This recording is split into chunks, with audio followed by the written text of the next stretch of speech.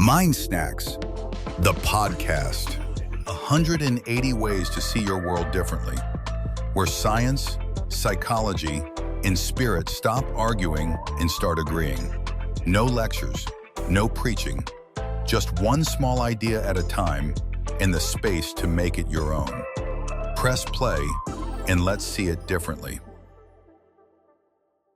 If you ask life for courage, why does it almost always hand you fear? Right. Or, if you are desperately seeking patience, why do you suddenly find yourself stuck in the absolute longest line at the grocery store, usually behind someone paying in loose change? Oh, always the loose change. It never fails. Exactly.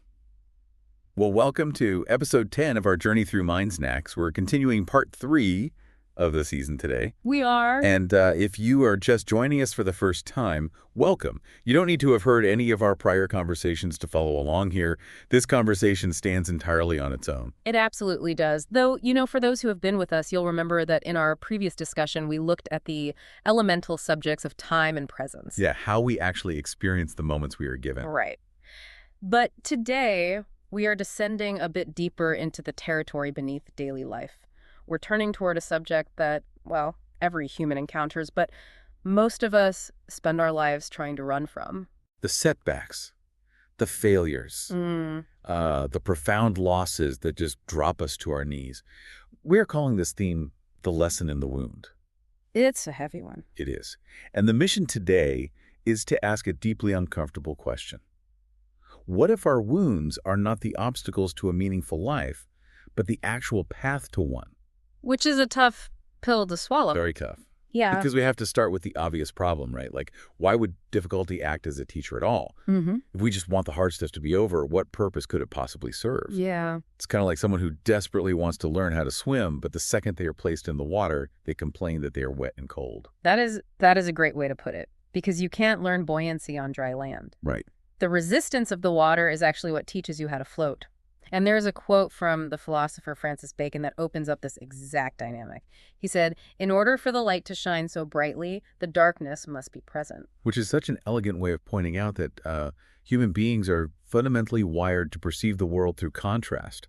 Exactly. And that idea of contrast leads us right to an idea in MindSnacks number 140, Lessons in Contrast, which really flips this whole dynamic on its head. It really does. There is a thought here that I've been wrestling with all week.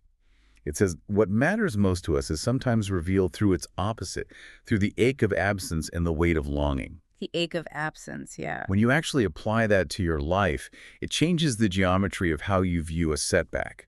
Like if you seek true connection, the mechanism life uses to prepare you for it might be a season of intense loneliness. Right, because it's the ache of absence that hollows you out. It creates the actual capacity to hold the connection when it finally arrives. What's fascinating here is how this operates as a universal structural reality.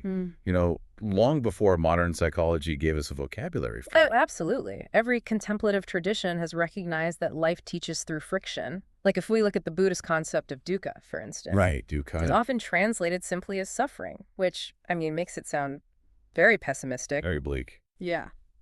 But dukkha actually refers to a structural unsatisfactoriness. It's like a wheel that is slightly off-center. The Buddha wasn't being negative at all. He was just establishing a baseline.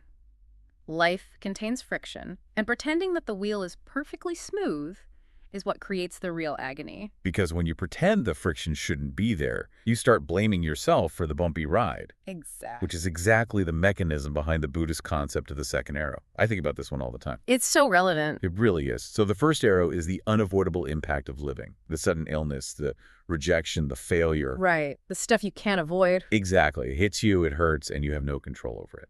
But the second arrow is the one we shoot at ourselves. It's that internal monologue that says, why is this happening to me? I must have done something to deserve this. This ruins everything. Yes. And the second arrow often causes infinitely more damage than the first.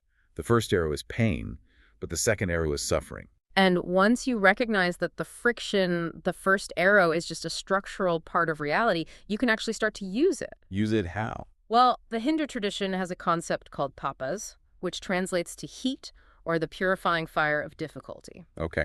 The ancient practitioners understood that you don't grow by avoiding the heat. Yeah. You deliberately engage with the discomfort to burn away whatever isn't essential. The system requires friction to refine itself. That makes me think of the concept early in the book, and MindSnacks number 27, our mind, our compass. Oh, yeah.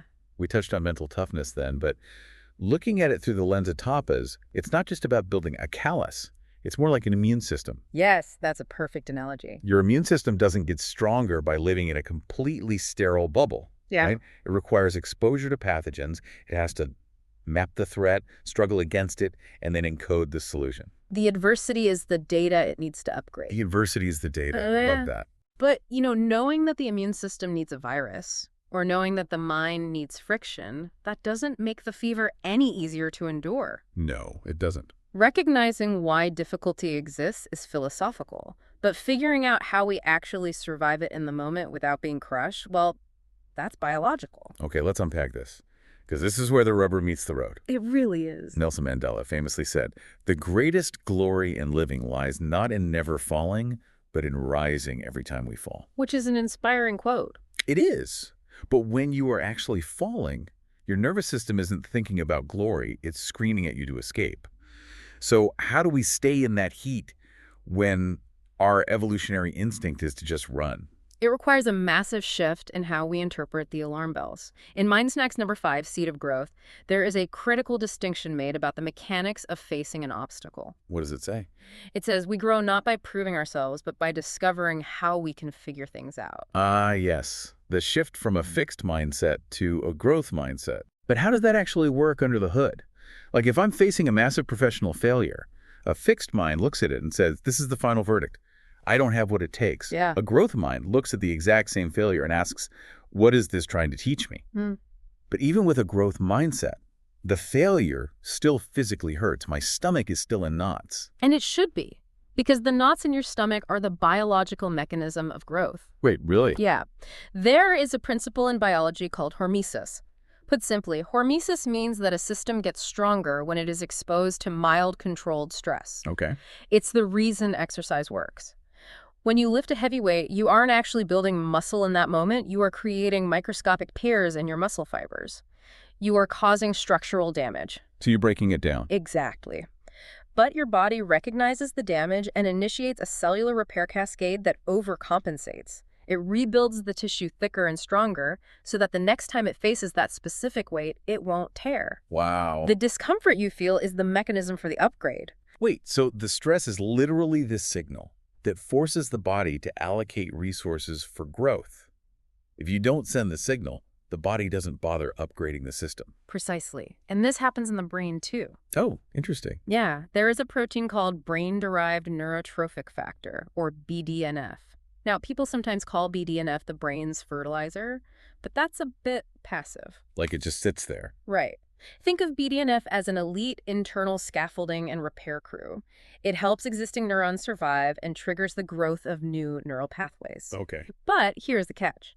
That scaffolding crew doesn't show up when you are lounging on the couch perfectly comfortable. Of course not. The activities that trigger the highest release of BDNF are physical exertion, navigating complex, novel situations, and facing cognitive challenges. So the brain literally only expands its capacity when the current structure is shaken. Yes.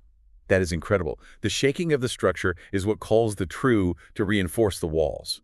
But there has to be a limit, right? Like if you just keep adding weight to the bar or if the building shakes continuously, eventually the structure just collapses. You can't endure endless stress and assume you'll turn into titanium. That raises a really important question, and it is the vital caveat to this entire biological framework. Right? There is a profound difference between allostasis and allostatic load. What's the difference?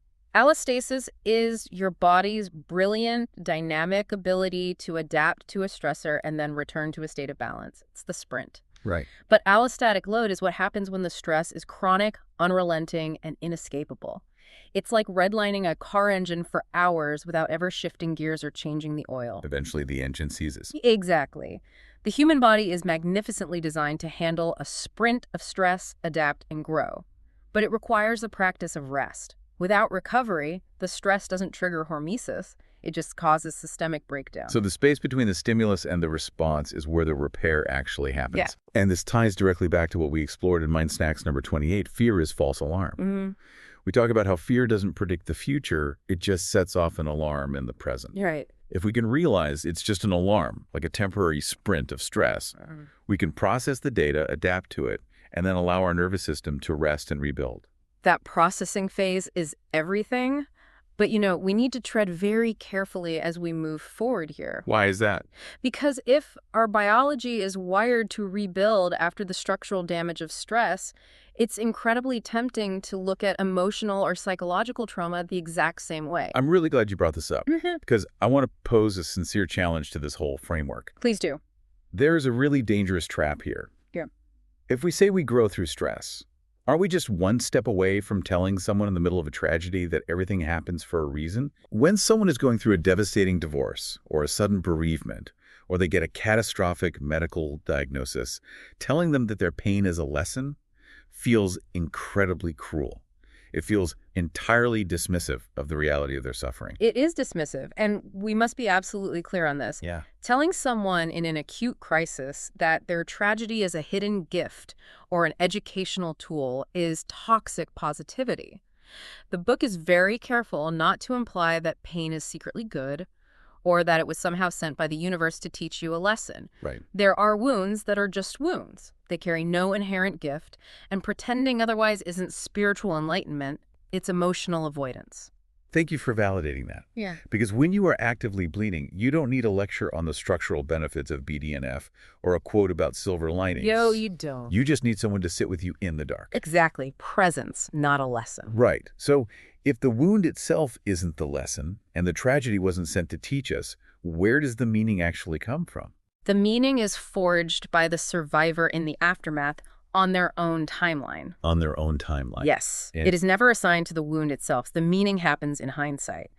And if we connect this to the bigger picture, this is the entire foundation of Dr. Viktor Frankl's work. Oh, Frankl. He was a psychiatrist who survived 4 concentration camps during the Holocaust. And in the aftermath of unimaginable horror, he developed logotherapy. And the core premise of that is what? That the primary human drive is not the pursuit of pleasure, but the pursuit of meaning. He argued that even when everything is stripped away and you are subjected to horrific suffering, you retain one ultimate unassailable freedom, the choice of how you will respond to your circumstances. You don't choose the stimulus, but you have total sovereignty over the response. Exactly. And that perfectly mirrors the insight of Dr. Edith Eger, another survivor of those camps who became a clinical psychologist. She has this profoundly challenging insight where she knows that suffering is a universal human experience, but victimhood is an optional identity. Wow. You cannot avoid the suffering, but you can choose whether you will allow the wound to become your permanent identity. And that choice in the aftermath is what modern resilience scientists now call post-traumatic growth. Post-traumatic growth, I've heard that term. Yeah, in the 1990s, researchers started studying survivors of war, natural disasters, and severe illness. And what they found completely shattered the conventional wisdom that trauma permanently damages you. What did they find? They found that a significant portion of survivors didn't just return to their pre-trauma baseline. In the aftermath, and again on their own timeline, often after immense struggle, they emerged with a deeper capacity for empathy, a profound clarity about their priorities, and a stronger sense of purpose. They didn't want the trauma. They wouldn't wish it on their worst enemy. Yeah. But they used the shattered pieces to build a stronger foundation. Exactly. The trauma was the earthquake that leveled the house. They didn't ask for the earthquake. Right. But since they were forced to rebuild, they chose to rebuild with stronger materials and a better floor plan. Which gives a whole new depth to Thomas Edison's famous perspective on his own setbacks. Oh, with the light bulb. Yeah. When he was trying to invent the light bulb, he didn't view thousands of failed experiments as a verdict on his intelligence. He said, I have not failed. I just found 10,000 ways that won't work. It's an acknowledgement that setbacks are just data. Just data.